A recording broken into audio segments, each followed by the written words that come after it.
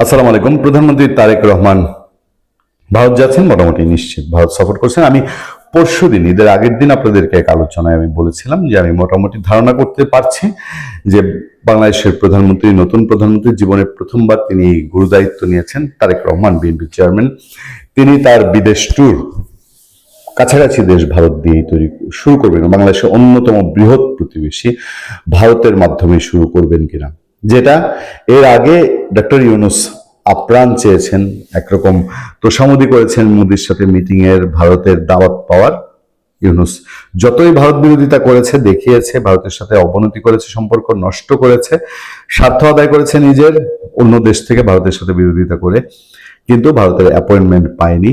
Even though বাংলাদেশের high commissioner দিল্লিতে, তিনিও একটা বছর অপেক্ষা করতে হয়েছে ভারতের দায়িত্বশীল নেতাদের সাথে বৈঠকের জন্য। কিন্তু আমাদের নতুন প্রধানমন্ত্রী তারেক রহমানের সেই তেল মারা, লিয়াজু করা, পায়ে হাতে ধরা, এইসব কিছু তো করাই লাগে না। উপরন্তু ভারত সরকার, ভারতের প্রধানমন্ত্রী নরেন্দ্র মোদী খুবই চেয়েছেন তারেক রহমান ভারত যান, এবং তার জন্য তিনি তাকে খুবই আন্তরিকভাবে, এবং শুধু তাই নয়, বেগম খালেদা জিয়ার মৃত্যুতে তিনি প্রতিনিধি পাঠিয়েছেন, তারেক রহমানের সরকারের শপথ অনুষ্ঠানে তিনি প্রতিনিধি পাঠিয়েছেন। এই দিয়ে তিনি সিগন্যাল দিয়েছেন ভারতের দরজা তারেক রহমানের জন্য ওপেন, এবং তারেক রহমানও সেটার সঠিক মূল্যায়ন যেটা করার, সেই মূল্যায়নের দিকে আগাচ্ছেন।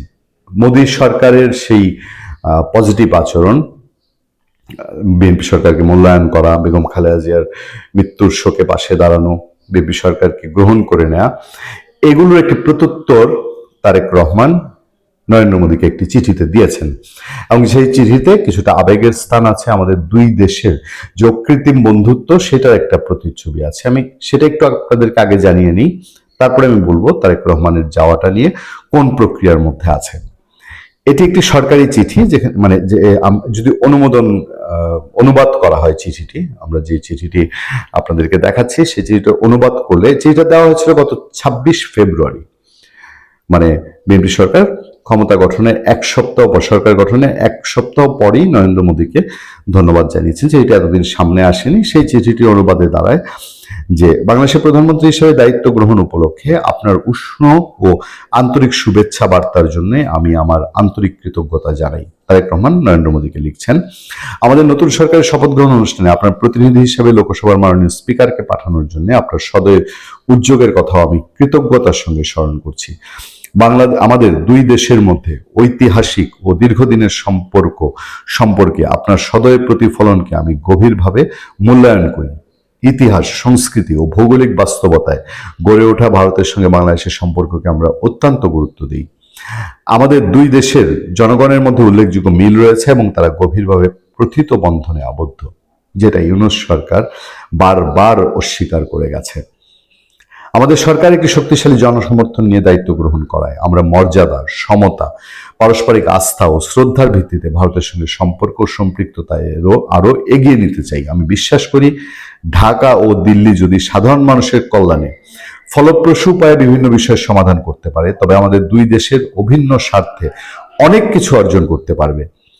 আপনার উন্নত ভারত 2047 ভিশনের কথা মাথায় রেখে আমি আশাবাদী যে আমরা একসঙ্গে শান্তি, সম্প্রীতি, স্থিতিশীলতা ও সমৃদ্ধি নিশ্চিত করতে আমাদের সহযোগিতামূলক কার্যক্রম নতুনভাবে জোরদার করতে পারব। মাননীয়, আমাকে ভারত সফরের জন্য আপনার আন্তরিক আমন্ত্রণের জন্য আমি ধন্যবাদ জানাই। তারেক রহমান বলছেন যে ভারত সফরের জন্য নরেন্দ্র মোদীকে তিনি আন্তরিক ধন্যবাদ জানাচ্ছেন।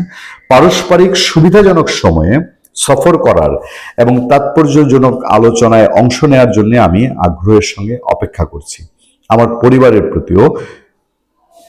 পরিবারের প্রতিও আমন্ত্রণ জানানোর জন্য আপনার সৌজন্যে আমি আন্তরিকভাবে কৃতজ্ঞতা জানাই। এই সুযোগ মাননীয়, আপনার সুস্বাস্থ্য ও অব্যাহত সাফল্য কামনা করছি। এই সুযোগে পাশাপাশি ভারতের জনগণের অগ্রগতি ও কল্যাণ কামনা করছি। এটি তো হওয়ার কথা। এবার আসুন তারেক রহমানের সফর কোন পর্যায়ে রয়েছে। ইতিমধ্যে আপনারা জানেন যে বাংলাদেশের হাই কমিশনার রিয়াদ আব্দুল্লাহ, তিনি ভারতের পররাষ্ট্রমন্ত্রী জয়শঙ্করের সঙ্গে দেখা করেছেন, এবং সেখানেও ইতিমধ্যে প্রধানমন্ত্রী তারেক রহমানের ভারত সফরের ইস্যুটি আলোচনা হয়েছে বলে আমরা সংবাদ মাধ্যম থেকে এবং সোশ্যাল মিডিয়া থেকে আমরা জানতে পেরেছি। তার বাইরে আরেকটি গুরুত্বপূর্ণ সফর আসতে যাচ্ছে। 8 মার্চ বাংলাদেশের পররাষ্ট্রমন্ত্রী, প্রভাবশালী পররাষ্ট্রমন্ত্রী গত প্রায় 2 বছরের খলিলুর রহমান, তিনি মরিশাসে একটা প্রোগ্রামে যাবেন। সেই প্রোগ্রামে যাওয়ার পথে বাংলাদেশের পররাষ্ট্রমন্ত্রী খলিলুর রহমানের দিল্লি হয়ে যাওয়ার কথা রয়েছে এবং পররাষ্ট্রমন্ত্রীর দিল্লি সফর প্রায় চূড়ান্ত। এবং সেই সফরে ভারতের পররাষ্ট্রমন্ত্রী জয়শঙ্কর, ভারতের নিরাপত্তা উপদেষ্টা অজিত দোভাল সহ ভারতের উচ্চ পদস্থ কর্মকর্তাদের সঙ্গে বাংলাদেশের পররাষ্ট্রমন্ত্রী খলিলুর রহমানের বৈঠকের সম্ভাবনা রয়েছে।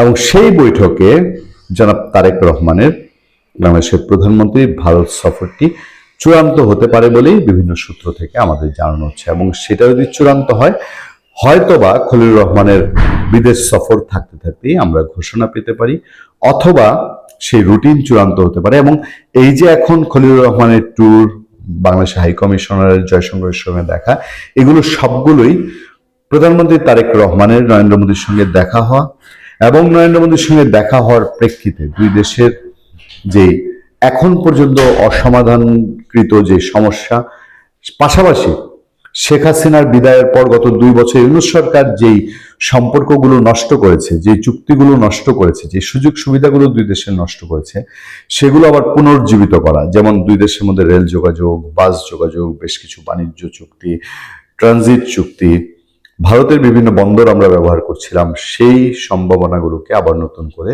তৈরি হতে পারে বলেই আমরা সংশ্লিষ্ট সূত্রে জানতে পারছি। ভালো থাকবেন, সুস্থ থাকবেন। আপনার সাথে আমি আতিক রহমান, পূর্ণিয়া।